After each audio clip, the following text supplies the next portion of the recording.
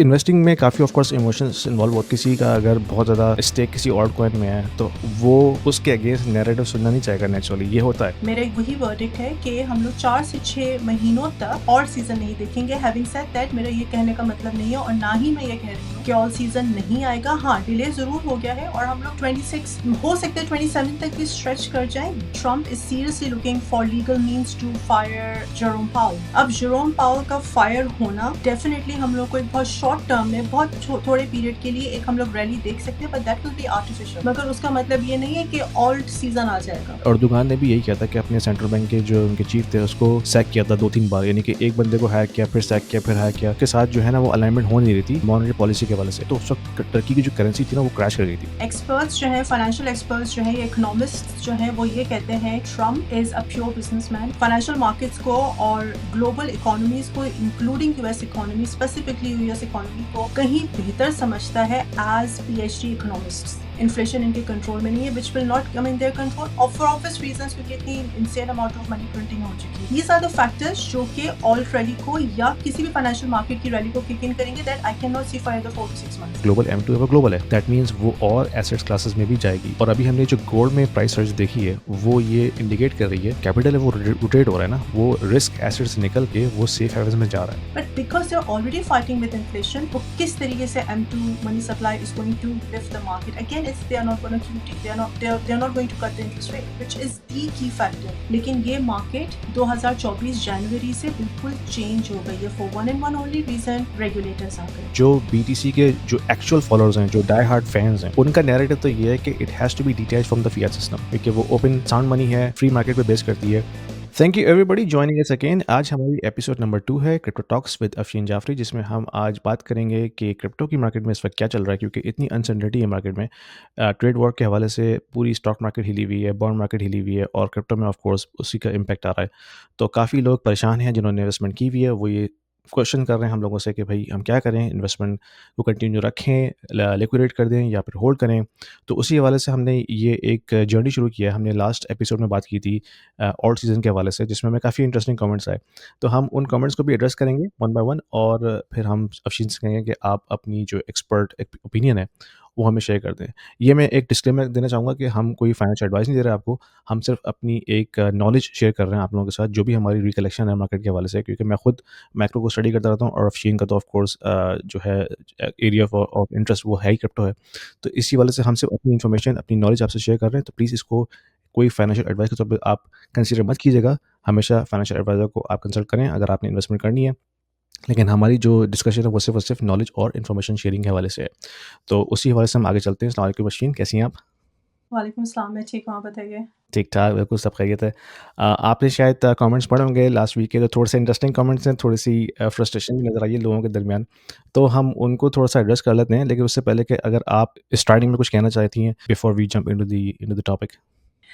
Sure, thank you for having me again and thank you for your viewers जिन्होंने comments करे या जो views देते हैं, जो सुनते हैं और जो अप्रिशिएट करते हैं। एज यू सेड, जैसे आपने कहा कि हम लोग कोई फाइनेंशियल एडवाइस नहीं दे रहे। एक डिस्कशन हो रही है क्रिप्टो को लेके, फाइनेंशियल मार्केट्स को लेके, नॉट नेसेसरली फाइनेंशियल मार्केट्स, लेकिन यू नो कि बैकग्राउंड में मैक्रो फैक्टर्स क्या हैं, माइक्रो फैक्टर्स क्या हैं, ग्लोबल जियोपॉलिटिक्स क्या है जो कि किसी भी फाइनेंशियल मार्केट को अफेक्ट करती है। तो इट्स जस्ट अ डिस्कशन।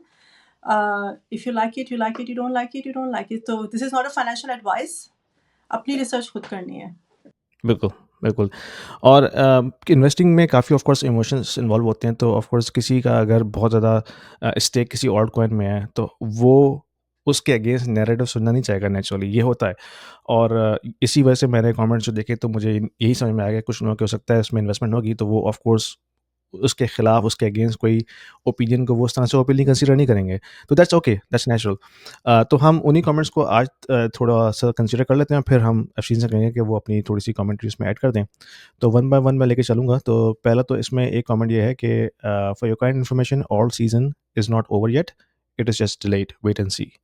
तो जैसे कि हमने अफशीन बात की थी लास्ट वीक के जो इमीडिएट टर्म है, शॉर्ट टर्म की अगर हम बात करते हैं विद इन नेक्स्ट 6 मंथ्स, तो उसमें तो ऑफ कोर्स हमें जो सिनेरियो नज़र आ रहा है वो ये है कि लिक्विडिटी तो इस वक्त मार्केट से गायब है। तो अगर हम सिर्फ शॉर्ट टर्म की बात करें तो ऑफ कोर्स इसमें तो हमें जो प्रोबेबिलिटी है ऑल्ट सीज़न के आने की वो बहुत कम नज़र आती है। Of course in the long run चीज़ें चेंज हो जाएँगी, लेकिन हमारा ये ओपिनियन था, तो आप इसको किस तरह से एड्रेस करेंगी? बिल्कुल, मैं आपसे एग्री करती हूँ और मुझे याद है हम लोगों ने पिछले एपिसोड में भी यही कहा था कि ऑल सीज़न डिलेड है।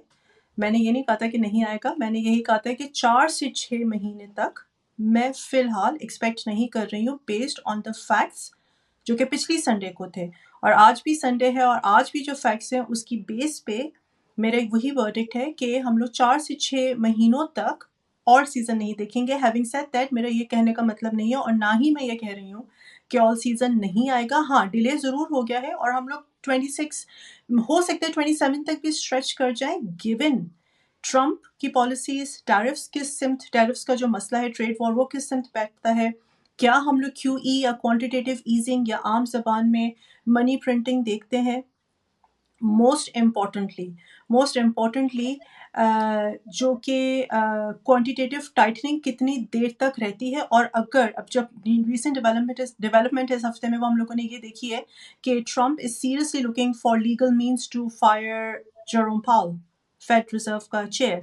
अब वो फेड रिजर्व का जो चेयर है जेरोम पाउल उसकी बहुत स्ट्रॉन्ग पोजीशन है, उसके जो पॉलिसीज़ हैं या जिस तरीके से वो डिसीजंस लेता है, वो पूरी दुनिया की मार्केट्स को नॉट जस्ट फाइनेंशियल मार्केट्स सारी दुनिया की हर फाइनेंशियल मार्केट को अफेक्ट करती है।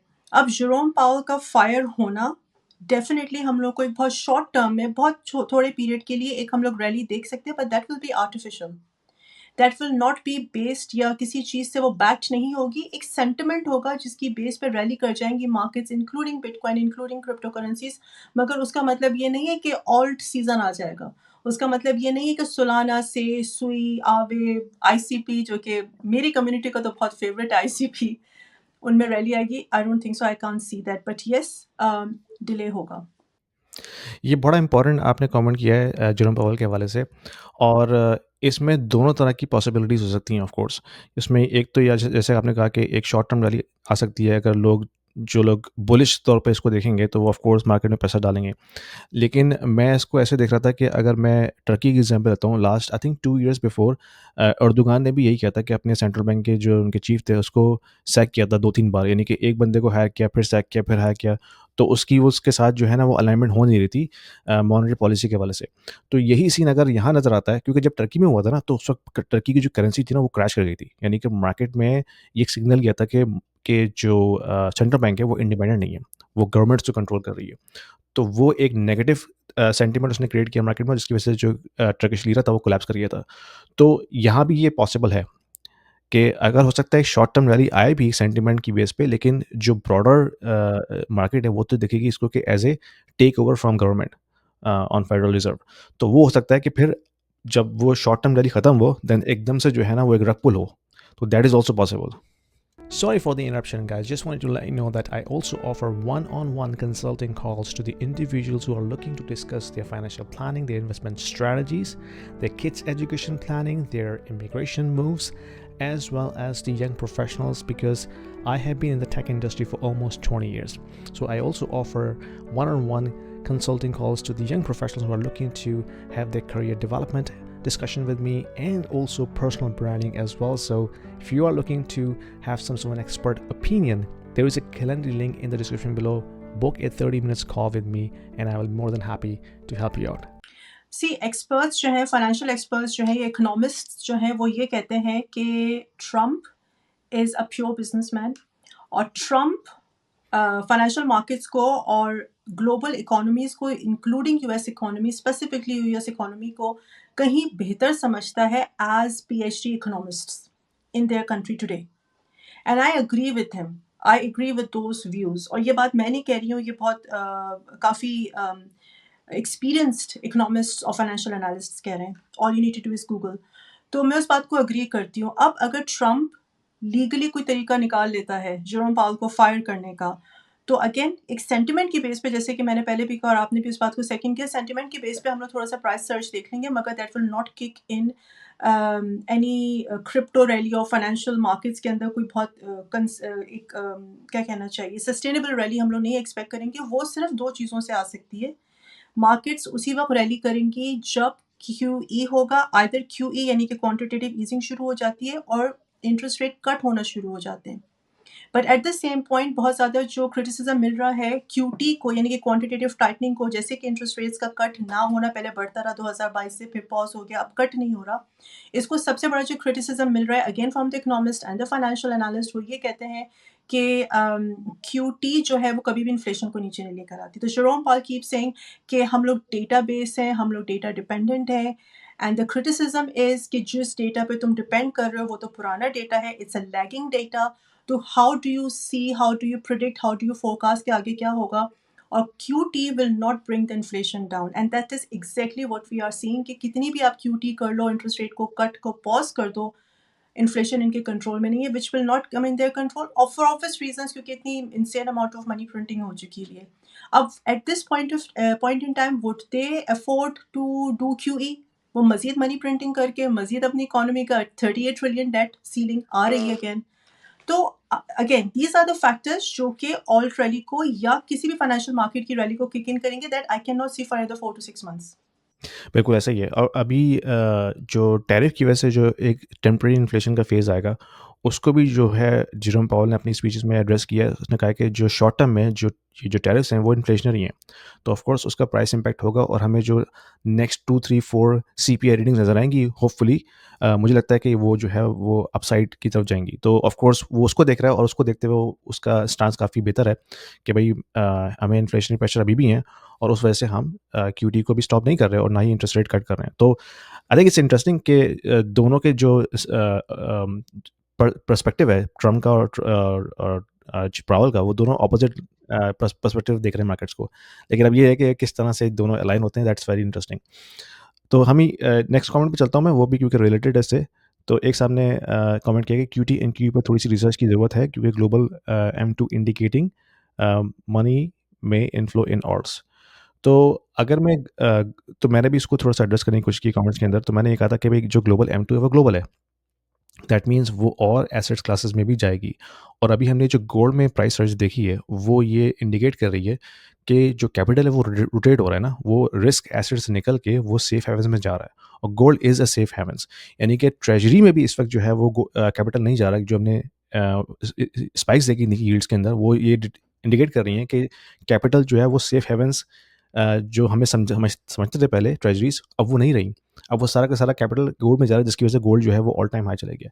तो दैट मीन्स कि कैपिटल है मार्केट में, लेकिन वो अनसर्टेनिटी की वजह से रिस्क के एसेट्स में नहीं जा रहा और वो सारी वजूहत हमने अभी एक्सप्लेन की हैं। तो उसकी वजह से हम ये समझते हैं कि ऑल्ट सीज़न अभी नेक्स्ट 6 to 8 मंथ्स में नहीं आ सकता, क्योंकि जब तक अनसर्टेनिटी रहेगी तो कैपिटल जो है वो रिस्क एसेट में नहीं जाएगा। तो आपका क्या इसमें ओपिनियन है? If you are an investor in the US, in Canada, or in Europe, and you are considering investing into Dubai real estate market, this video is for you because we have a platform called Stake, which allows you to invest into the residential real estate market and start earning rental income right away without going through a lengthy documentation process or coming up with a heavy down payment. Stake is built upon the concept of crowdfunding. So it is democratizing the entire investment strategy and allows you to own a single unit of the entire investment portfolio. So you don't have to own the entire property, right? You can be part of the pool that can actually own a piece of property, a piece of real estate. So that allows you to start with as low as 2,000 dirhams and you can slowly ramp up. So as you start investing into it, you can not only own a bit of real estate, but you also get a portion of the rental income on monthly basis. So it's a passive investment strategy, diversifying your portfolio from traditional North American or European markets into Dubai, which is hustling and bustling and growing very fast and allows you to build your wealth over time. So don't delay. There is a link down there in the description. If you click on this, it will give you free 200 dirhams in your account right away to start with, and you can thank me later.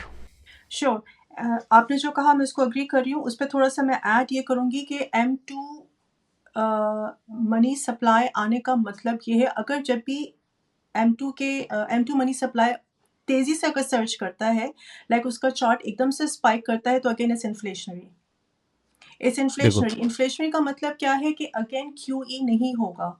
Interest rate cut नहीं होंगे, even interest rate pause भी है अभी भी, तो भी हम लोग इंसर्ज इनफ्लो नहीं देख रहे पैसे का, कैपिटल का, लिक्विडिटी नहीं देख रहे मार्केट्स के अंदर। तो आई डोंट थिंक सो कि मनी, अव्वल तो मुझे नहीं पता कि उन्होंने 3 मई की डेट कहाँ से दी है, क्यों दी है, आई डोंट नो। बट चलो, आई अज्यूम कि जो भी इनके पास डेटा है, जो भी इनके पास फिगर्स हैं, दे आर ट्रू और रिसर्च बेस्ड हैं। तो M2 money supply is not going to pump the market because itself is an inflationary. हाँ, अगर इस वक्त यूएस इकोनॉमी इन्फ्लेशन से फाइट नहीं कर रही होती, अगर इन्फ्लेशन उनके कंट्रोल में होती विच इज़ 2% ईयरली, जो कि नहीं है, तो हम लोग कह सकते थे कि M2 इनफ्लो का मतलब है कि क्रिप्टो की या फाइनेंशियल मार्केट सर्च करेंगी।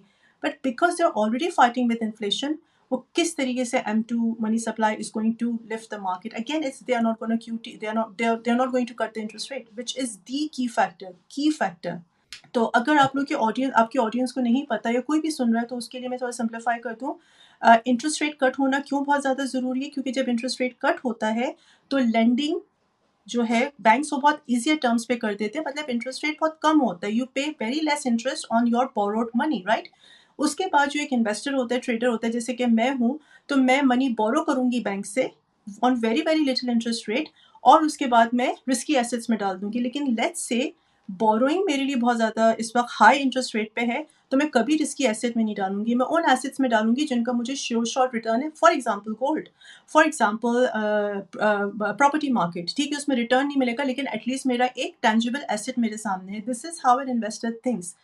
तो इंटरेस्ट रेट कट ना होना इज द की, जो कि लोग समझते नहीं है या सोचते नहीं है। या आई वुड रियली अर्ज द ऑडियंस कि आप लोग थोड़ी सी अपनी रिसर्च करो प्लीज। तो if you want to invest into crypto and any financial markets, listening और वॉचिंग किसी इन्फ्लुएंसर का वीडियो, किसी क्रिएटर का video is not the only thing. वो आपको एक स्टार्टिंग पॉइंट दे देगा, लेकिन आपने खुद पढ़ना समझना है so that you can make your own informed decisions. बिल्कुल, आपने एक बहुत इम्पोर्टेंट बात की है, क्योंकि बाज़ औक़ात, और ये मैं खुद भी कर चुका हूँ जब मैं अपनी अर्ली इन्वेस्टमेंट के जर्नी में था, कि भई आप अगर एक पर्सपेक्टिव को देखते हैं ना, और अगर आपको वो सही लगता है तो आप उसी को फ़ॉलो करते हैं, आप दूसरे एंगल्स को जो है ना बिल्कुल वो इग्नोर कर देते हैं। That is the worst thing to do investment, क्योंकि आपने एज़ अगर आपने एक अच्छा इन्वेस्टर बनना है तो आपको हर डेटा पॉइंट को कंसीडर करना पड़ेगा, and then you try to connect the dots to build your own conclusion. तो ये बहुत ज़रूरी है। तो अगर आप किसी भी एक सोर्स को देख रहे हैं ना, आप सिर्फ उसको कंसीडर ना करें, आपको मल्टीपल सोर्सेज को कंसीडर करना पड़ेगा, और आपको कन्फ्लिक्टिंग इन्फॉर्मेशन मिलेगी। And that is the hardest job, कि आपने कन्फ्लिक्टिंग इन्फॉर्मेशन को लेके खुद अपना ओपिनियन बनाना है कि भाई मुझे क्या लग रहा है, अगर मैं सारे ये इन्फॉर्मेशन डॉट्स को देखता हूँ, तो दैट इज़ वेरी इंपॉर्टेंट। उसमें हम आगे चलते हैं। आखिरी कमेंट ये है कि पूरा कमेंट मैंने शायद नहीं नहीं पढ़ूँ, क्योंकि वो थोड़ा-सा वो है, रूड है। लेकिन उसमें इन्होंने ये कहा है कि इथीरियम में पैसा आने के मतलब ये है कि ऑल्ट सीज़न आ रहा है। तो इथीरियम में तो ऑफ कोर्स अगर पैसा आ रहा होता तो इथीरियम की प्राइसेस 50% डाउन नहीं होती पीक से। तो पता नहीं उनको क्या नज़र आ रहा है कि इथीरियम में उनको कैसे करेंगे, इथीरियम में पैसा आ रहा है, क्योंकि जो प्राइस सेक्शन है वो तो नज़र नहीं आ रहा हमें। अच्छा, मैंने एक काफ़ी डिटेल तकरीबन 10 मिनट की वीडियो इस पे बनाई है, जो मैंने अपने चैनल्स पे अपलोड कर दी है, इस सवाल के ऊपर, इस कमेंट के ऊपर। मतलब इसी कमेंट को, क्योंकि ये मेरी कम्युनिटी भी बहुत कहती है, वो ये समझते हैं कि इथेरियम के अंदर पैसा आने का मतलब है नेसेसरीली ऑल्ट सीजन। देखो, हिस्टोरिकली होता था, बिल्कुल होता था, लेकिन ये मार्केट 2024 जनवरी से बिल्कुल चेंज हो गई है, for one and one only reason, regulators आ गए हैं, राइट। बिटकॉइन हुँ। का ETF अप्रूव होने का मतलब है कि रेगुलेटर्स इसके अंदर आ गए हुए हैं, big investment funds, hedge funds इसके अंदर आ गए हुए हैं। तो this market had completely change as it used to be before. तो पहले होता था कि इथेरियम छोटी मार्केट थी, बहुत कंट्रोल, थोड़े से लोग थे, एक सेंटिमेंट बिल्ड होता था और पैसा। अब ऐसा नहीं हो रहा है, अब ऐसा नहीं होगा। तो इथेरियम के अंदर पैसा आने का नेसेसरली मतलब ये नहीं है कि ऑल सीजन आएगा। और बहुत सारे बड़े ऑल्स जैसे कि चेन लिंक, जैसे कि XRP, जैसे कि एडा वगैरह, ये सब सोलाना, ये सब सर्च किए थे बैक इन नवंबर दिसंबर 2024, मगर इथेरियम के अंदर हम लोगों ने कुछ सिग्निफिकेंट नहीं देखा था। माय पॉइंट इज, ये दोनों अब आपस में, इथेरियम और ऑल्स आर नॉट को रिलेटेड। थोड़ा बहुत सेंटिमेंट ज़रूर ऑल्स ले लेंगे, but at the same time अगर इथेरियम का ETF पिक हो जाता है फॉर एग्जांपल, तो everyone want to make most of the Ethereum's ETF. They would not care about alts. They would not care about alts unless जो छोटी community जैसे Chainlink की अपनी कम्युनिटी है, शिबा की अपनी कम्युनिटी है, या XRP की अपनी community, do I so example XRP बहुत बड़ा टोकन है, right? Do I invest into XRP? No, I don't, क्योंकि मुझे पता है उसकी ग्रोथ 2-3 मैक्स $5 से ऊपर नहीं जा सकती. मैंने बहुत कंटेंट क्रिएट किया. इफ एनीवन इज इंटरेस्टेड तो मेरे चैनल्स पे देख सकता है. तो द पॉइंट इज कि ऐसा होता था, लेकिन अब नेसेसरली ऐसा नहीं होगा. If I have two way, तो मैं ये कहूँगी देयर इज ओनली 30-40% चांस कि Ethereum will lift all the altcoins. No. Yes, Ethereum can lift some altcoins जो कि उसकी चेन उसकी ब्लॉकचेन के ऊपर डेवलप हुए हुए हैं. Not necessarily all the altcoins जो कि जिनकी अपनी अपनी ब्लॉकचेन्स बन गई हैं. That's right. और फिर ये हमें प्राइस एक्शन भी तो कुछ और बता रहा है ना. अगर आप 50% डाउन है इथेरियम पीक से, that itself is telling you that अगर पैसा आ रहा था तो आपको प्राइस एक्शन में मूवमेंट नज़र आती.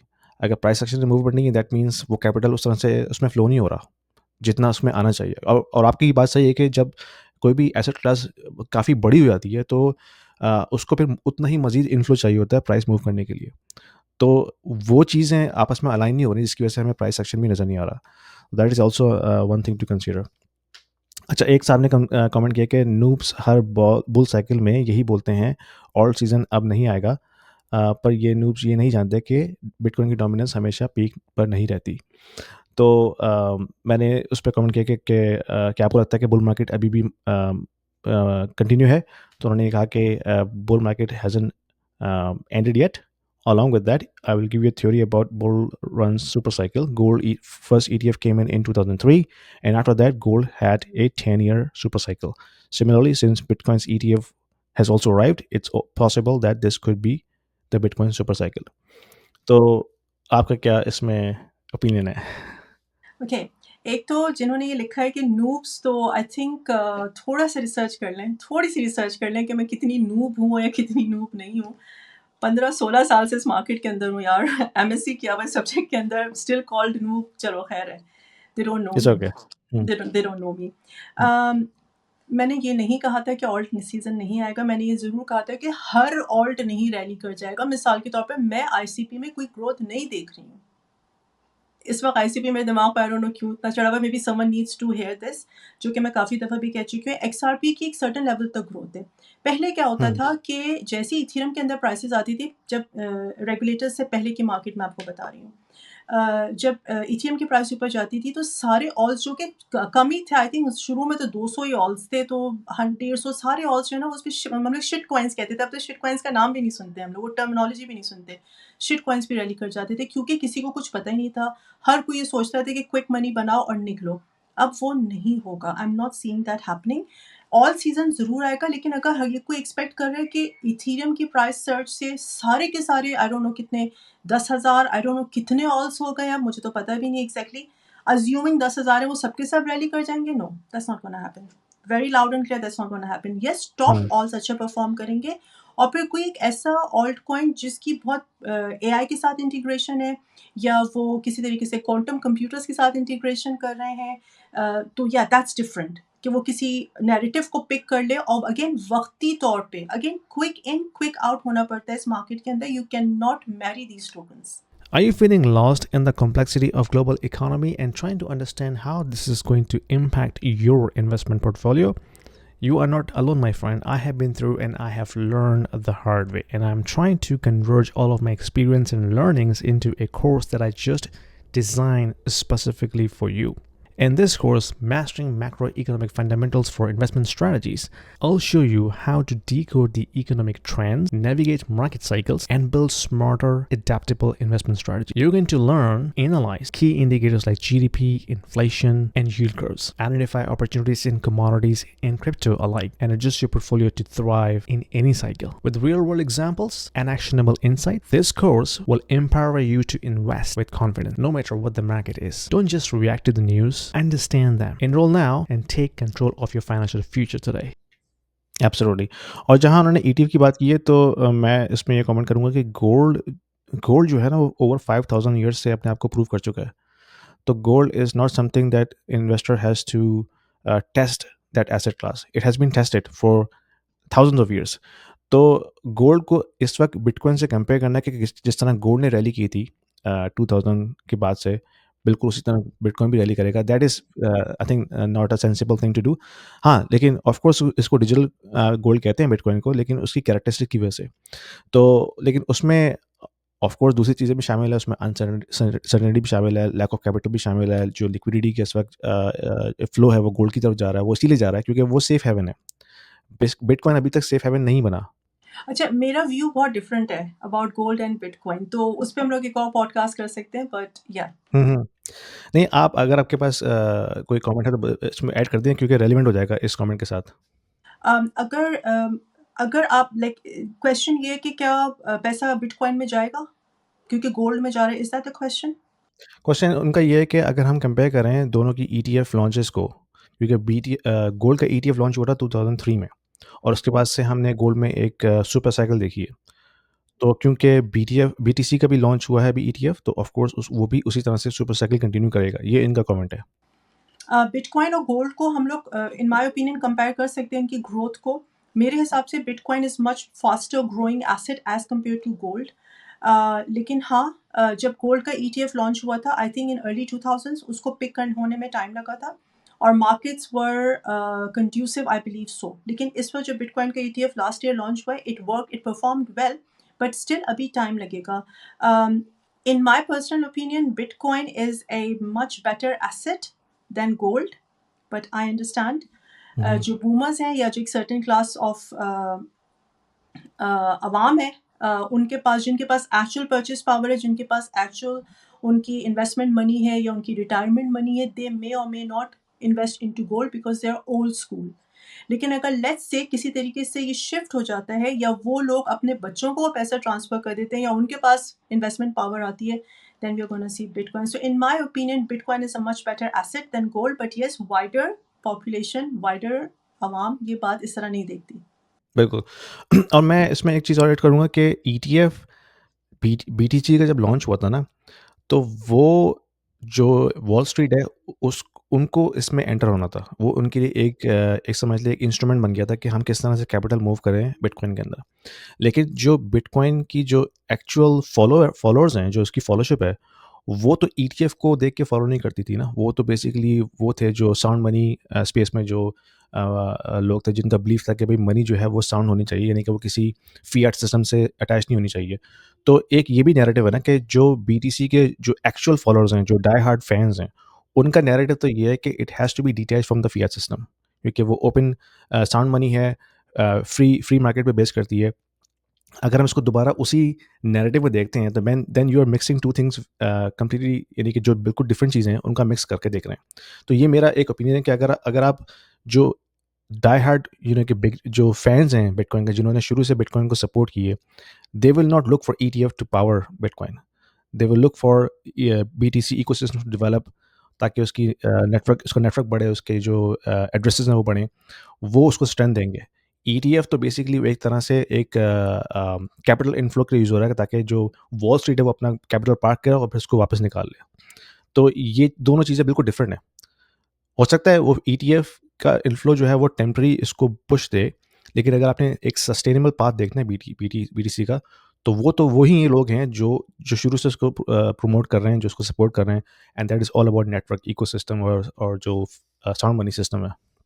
I agree. I totally agree. Being a very biggest proponent and believer of Bitcoin from the day it was born, 2009 January में it was born, and yeah, anyways, ever since that, I agree with you. दूसरा एक और जो problem ETFs का, और especially the leverage ETFs, तो I think they are the worst financial product on the planet.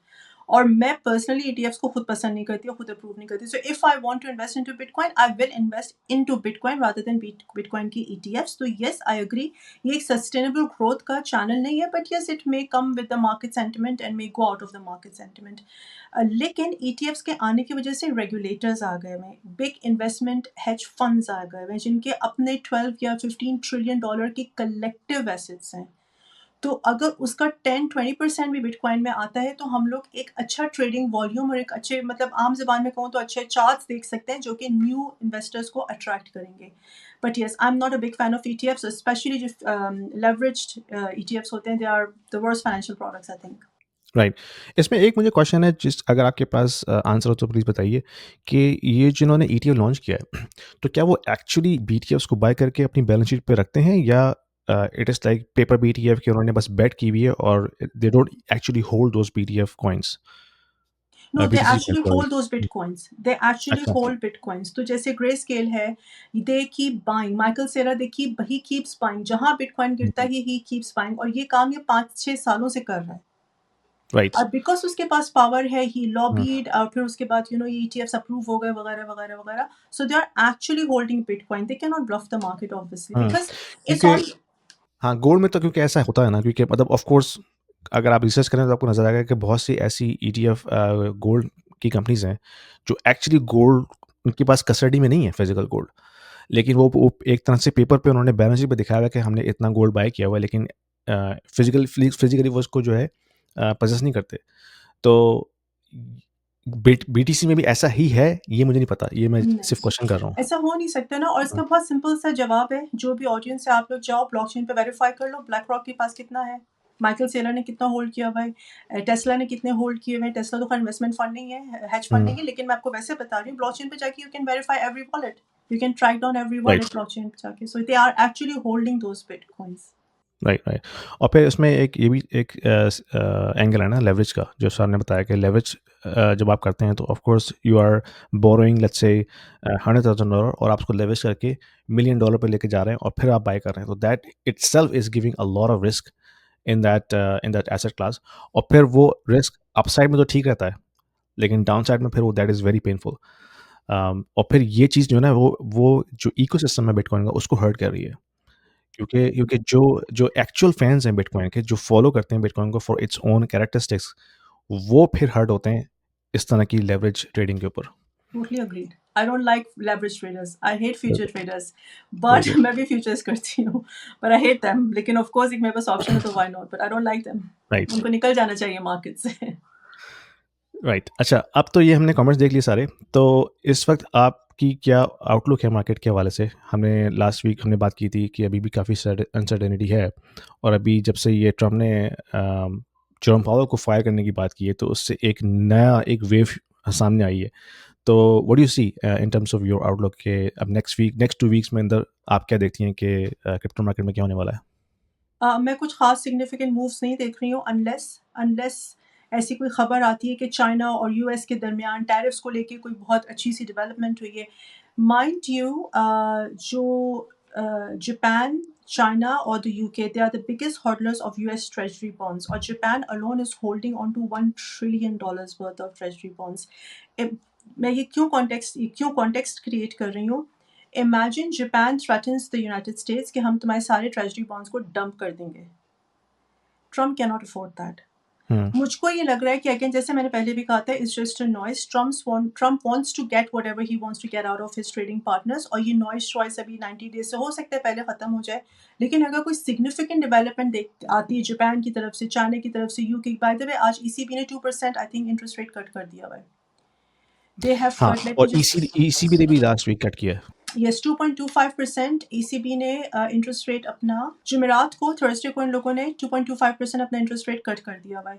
Now this is again pressurising more United states के ऊपर, और प्रेशर आ रहा है, ठीक है।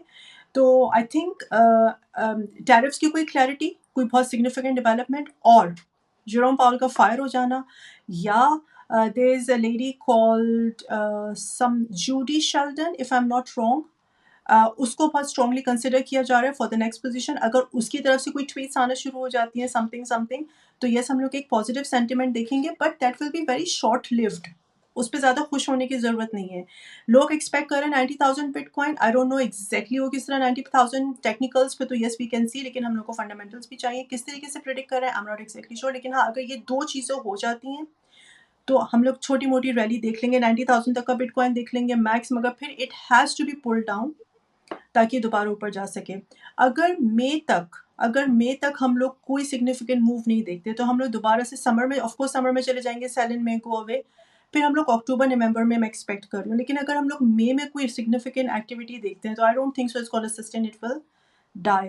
तो इन ऑल ऑनेस्टी मैं नहीं चाह रही हूँ बिटकॉइन ऊपर जाए, मैं नहीं चाह रही हूँ क्रिप्टो इस वक्त या कोई भी मतलब फाइनेंशियल मार्केट्स से ज़्यादा तो क्रिप्टो की मार्केट ऊपर ना जाए, because it will not sustain, it will not sustain. We want agree. Sustainability और हम लोग चाहते हैं कि ऑल सीजन आए और हम लोग चाहते हैं कि ऑल सीजन सस्टेन भी करे, एटलीस्ट 2026-27 तक स्ट्रेच आउट कर जाए होपफुली। I agree. और मेरी इसमें एक एनालिसिस ये भी है कि हम इस वक्त जो है ना अनचार्टर्ड टेरिटरी में हैं इस वक्त, यानी कि ये जो इस वक्त सिनेरियो क्रिएट हुआ हुआ है ना, ये हिस्ट्री में, रिसेंट हिस्ट्री में नहीं हुआ कि इतनी एग्रेसिव ट्रेड वॉर्स। और अगर आप वो चार्ट देखें, चार्ट आपको नज़र आ जाएगा कि ट्रम्प, जो यूएस ने टैरिफ्स अप्लाई किए ना अगेंस्ट अदर कंट्रीज, इतने ज़्यादा टैरिफ्स लास्ट 100 ईयर्स में कभी नहीं हुए। यानी कि 1913 से पहले हुआ करते थे कभी, लेकिन जब से वो इनकम टैक्स उन्होंने लॉन्च किया उसके बाद से वो टैरिफ्स ख़त्म हो गए थे। तो ये एक इटसेल्फ काफ़ी यानी कि एक कहना चाहिए कि नॉर्मल सिनेरियो नहीं है हमारे सामने। यानी कि हमने हिस्ट्री में बहुत कम देखा है ऐसा होता हुआ। तो ये उसके जो आउटकम्स हैं वो भी अभी हम प्रिडिक्ट नहीं कर सकते कि वो आउटकम्स क्या आएँगे अगले 6 महीने में। और जो जो टैरिफ की वजह से इन्फ्लेशन आएगी वो भी अभी हमें नहीं पता कितनी है, क्योंकि इवन फेडरल रिज़र्व और जो हमारे बैंक ऑफ कनाडा के गवर्नर हैं, वो खुद भी प्रिडिक्ट नहीं कर पा रहे कि उनकी अपनी इकॉनमी पे इसका क्या इम्पैक्ट पड़ने वाला है। बिकॉज़ वो मॉडल उनके पास है ही नहीं। तो उनको मज़ीद जो है ना वेट करना पड़ेगा कि अब हम देखेंगे एक्चुअल नंबर्स के अंदर वो क्या रिफ्लेक्ट होता है, सीपीआई में क्या रिफ्लेक्ट होता है, पीपीआई में क्या रिफ्लेक्ट होता है, and then they can predict कि भाई अच्छा नेक्स्ट 6 मंथ में क्या होने वाला है। तो किसी के लिए भी ना इस वक़्त नेक्स्ट 6 मंथ को प्रेडिक्ट करना बहुत मुश्किल है, क्योंकि हमने ये चीज़ देखी नहीं है रिसेंट हिस्ट्री में। तो अगेन कुछ भी हो सकता है, पॉसिबल कुछ भी है, लेकिन अगर हम एज़ अ कॉशियस इन्वेस्टर के तौर पे सोचें तो we are actually in uncharted territory. और मैं अपने आप को तो बहुत अपनी सेफ प्ले करूँगा। अगर मेरे पास कैपिटल होगा तो मैं हमेशा इसको सेफ कैपिटल में एसेट में पार्क करूँगा फ़िलहाल, जब तक ये अनसर्टेनिटी क्लियर नहीं होती।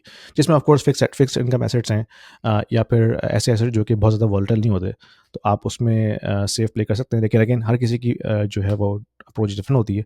लेकिन मैं ऑफ कोर्स अपने आप को अभी रिस्की एसेट की तरफ पुश नहीं करूँगा। तो ये मेरी एनालिसिस है। Any last comment before we wrap up?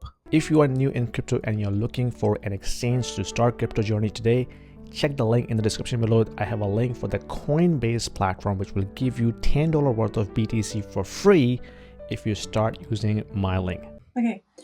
Again, if you are into crypto market के आप बिलीवर हो, फेयर इनफ, तो ये सुनो मेरी बात। और अगर क्रिप्टो के बिलीवर नहीं हो तो मेरी बात मत सुनो, बिल्कुल भी ना सुनना। I would invest into bitcoin. मेरे लिए सबसे बड़ा जो इस वक्त मेरे लिए सेफेस्ट हेवन है वो है bitcoin, for many many reasons. बहुत लंबी बात हो जाएगी, बहुत सारा मैंने कंटेंट क्रिएट किया हुआ है, क्योंकि आई नो, क्योंकि अगर मैं थोड़ा सा जूम आउट हूँ, मैं हर चीज़ से जूम, क्यों कहते हैं ना, when in doubt zoom out, right. मैं अगर जूम आउट हूँ तो ये जो सारा केओस है ना, इन्फ्लेशन का क्या होगा, इंटरेस्ट रेट का क्या होगा, टैरिफ्स का क्या होगा, रिसेशन में इकोनॉमी जा रही है, डिप्रेशन में इकोनॉमी जा रही है, जो सारा केओस है, फिर वॉर्स, यूक्रेन रशिया की वॉर है, पैलेस्टाइन इसराइल की वॉर है, वो भी अभी तक किसी कंक्लूसिव उसमें नहीं पहुंची है। तो इस सारे क्योस में जो एक मुझको personally, this is my opinion and this is my perspective, गलत भी हो सकती हूँ, I don't know, it's my money तो I can play with it, your money is your money. तो मुझको जो सबसे बड़ा विनर इस वक्त लग रहा है वो बिटकॉइन के अलावा कोई नहीं लग रहा, for one and obvious reason, it is hedge against inflation and it always go against US dollar. Not to forget de dollarization, एक बहुत तेज़ी से उभरता हुआ कॉन्सेप्ट है, जो कि जिसको बहुत ज़्यादा उनकी इकोनॉमी फेयर कर रही है। तो डी डॉलराइजेशन होना, पेट्रो डॉलर का आहिस्ता से उसकी क्या कहना चाहिए, उसकी लाइफ एक्सपेक्टेंसी का कम होना। मैं ये नहीं कह रही कि कम्प्लीटली डी डॉलराइज हो जाएगा, ये हम लोग कम्प्लीटली वहाँ से हट जाएंगे। ब्रिक्स नेशन का, ब्रिक्स प्लस नेशंस का जो डी डॉलराइजेशन और अपना ब्लॉक बनाना, और अपनी चाइना की, I think if I am not wrong, 42% जो उनकी लास्ट ईयर की या लास्ट 2 सालों की जो 42% ट्रेड हुई है वो यूएस डॉलर में नहीं हुई है, वो नहीं हुई है।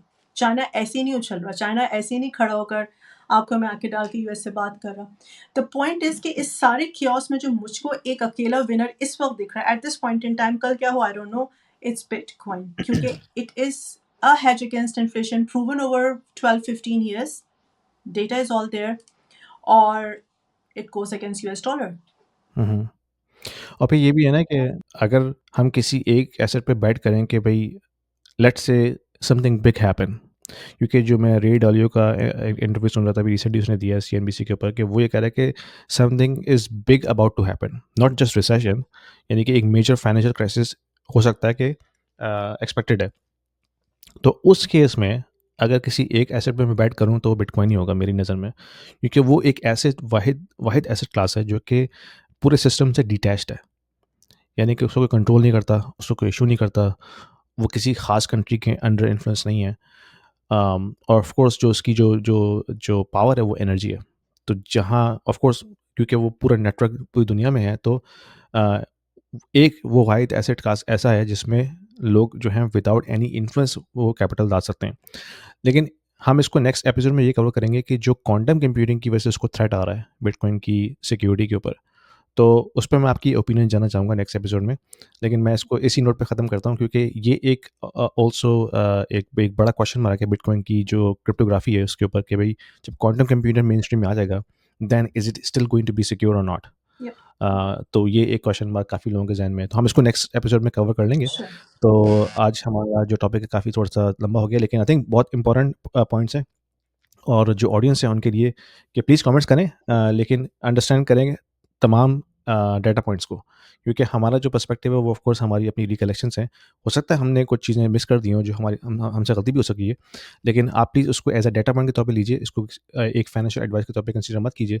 और हर किसी का एक अपना पर्सपेक्टिव होता है, सबके आप डेटा पॉइंट्स को पढ़ के अपना खुद का कंक्लूजन खुद निकालें। That is my last message. तो अफ़ीन, थैंक यू वेरी मच, बहुत-बहुत शुक्रिया आपकी नॉलेज शेयर करने का।